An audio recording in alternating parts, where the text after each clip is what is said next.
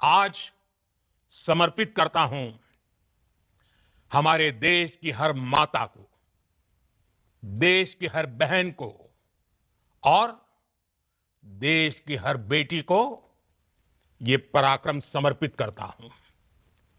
साथियों, 22 अप्रैल को पहलगाम में आतंकवादियों ने जो बर्बरता दिखाई थी, उसने देश और दुनिया को झकझोर दिया था।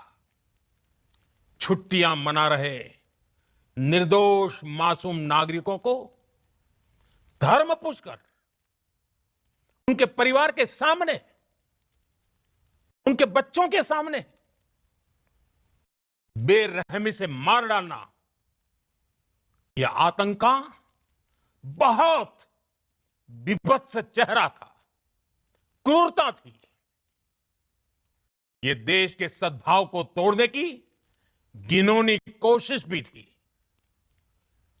मेरे लिए व्यक्तिगत रूप से ये पीड़ा बहुत बड़ी थी।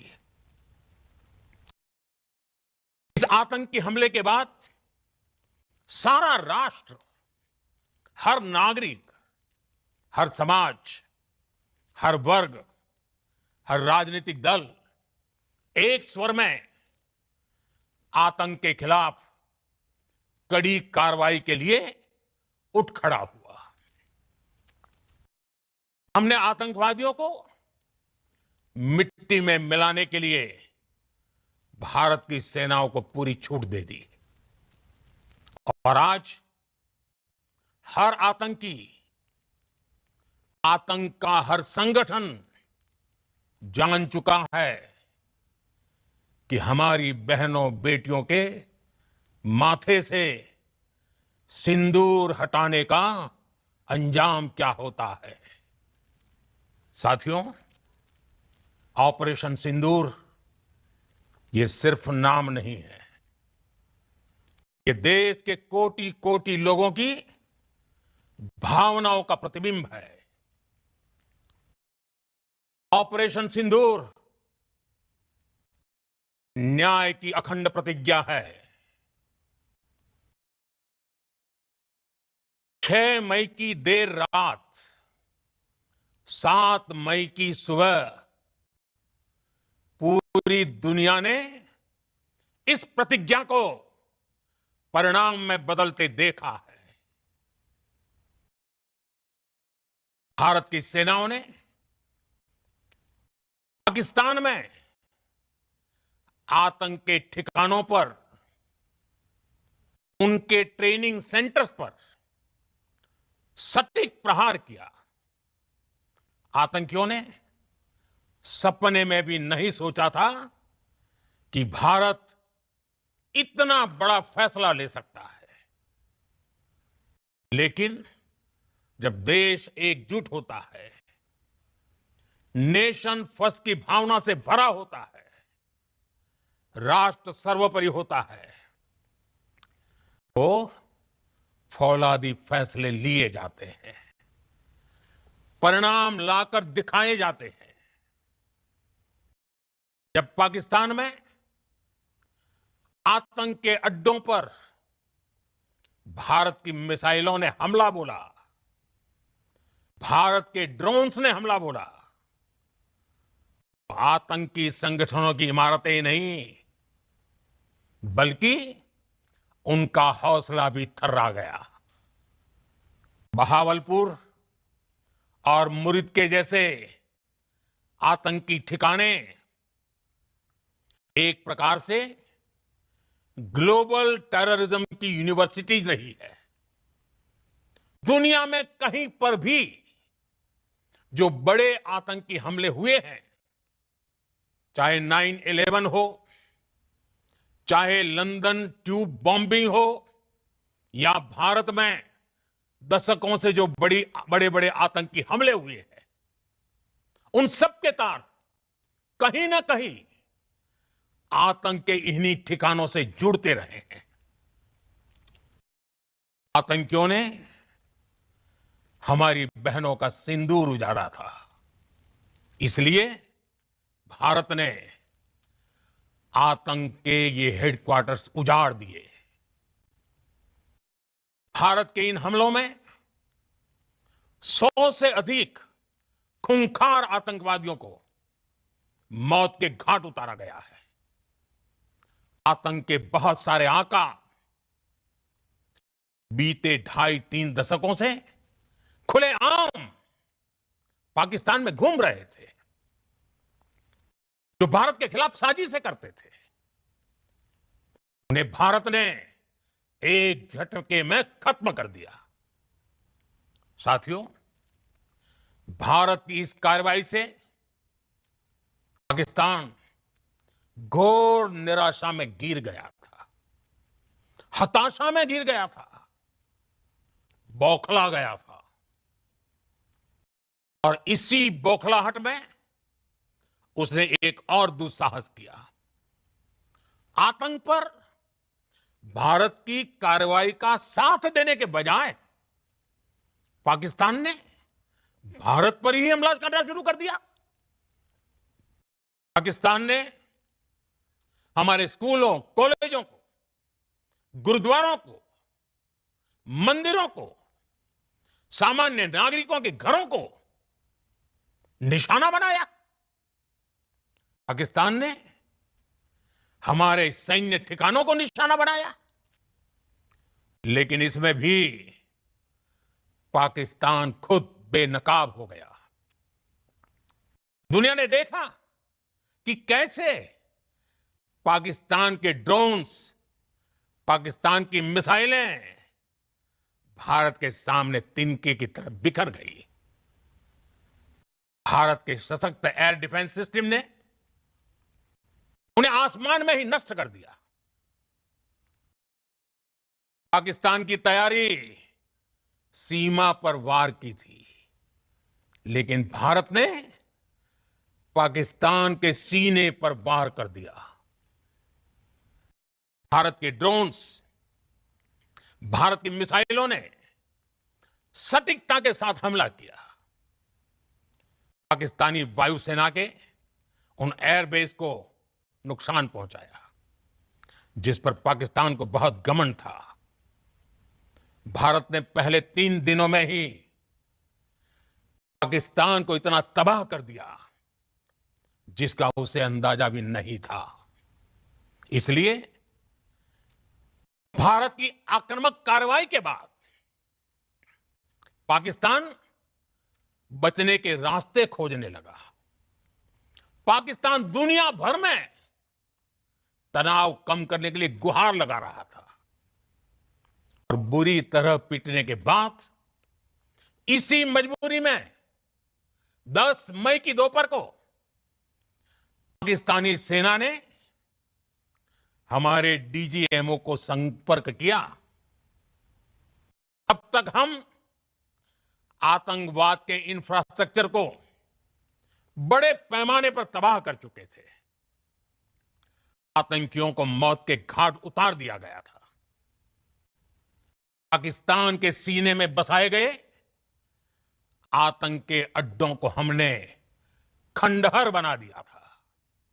इसलिए जब पाकिस्तान की तरफ से गुहार लगाई गई, पाकिस्तान की तरफ से जब यह कहा गया कि उसकी ओर से आगे कोई आतंकी गतिविधि और सैन्य दुस्साहस नहीं दिखाया जाएगा, तो भारत ने भी उस पर विचार किया। और मैं फिर दोहरा रहा हूं, हमने पाकिस्तान के आतंकी और सैन्य ठिकानों पर अपनी जवाबी कार्रवाई को अभी सिर्फ स्थगित किया है।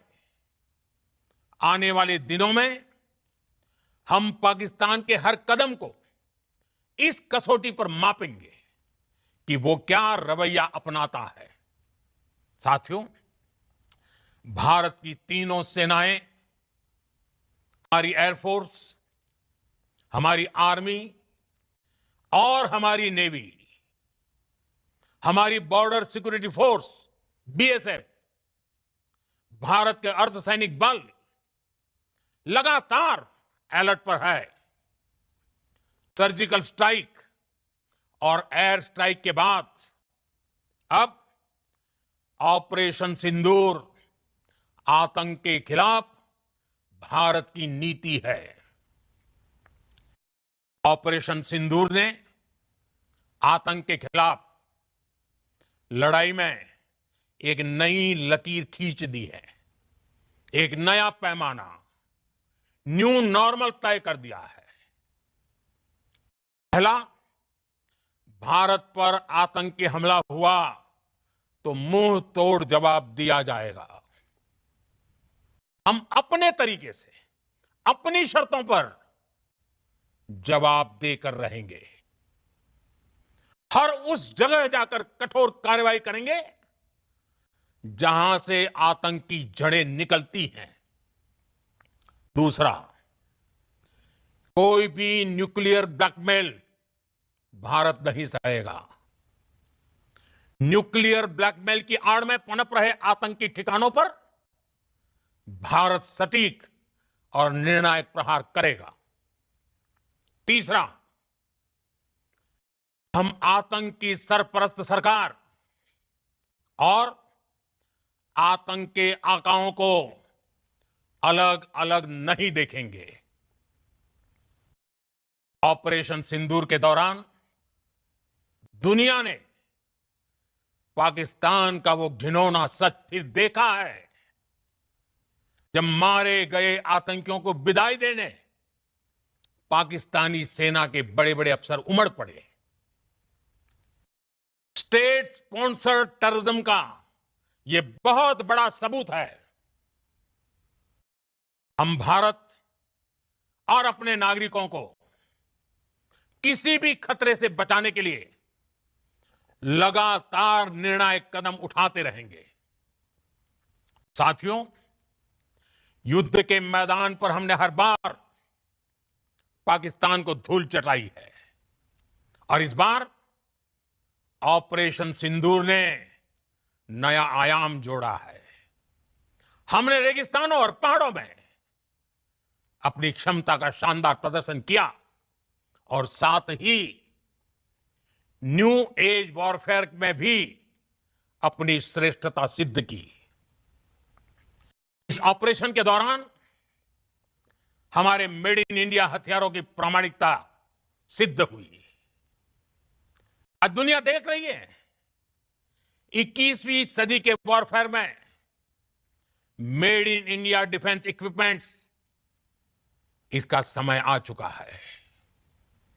साथियों, हर प्रकार के आतंकवाद के खिलाफ हम सभी का एकजुट रहना, हमारी एकता हमारी सबसे बड़ी शक्ति है।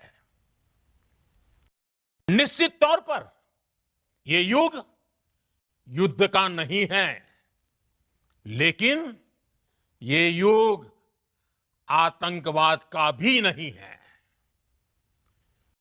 टेररिज्म के खिलाफ जीरो टॉलरेंस, ये एक बेहतर दुनिया की गारंटी है।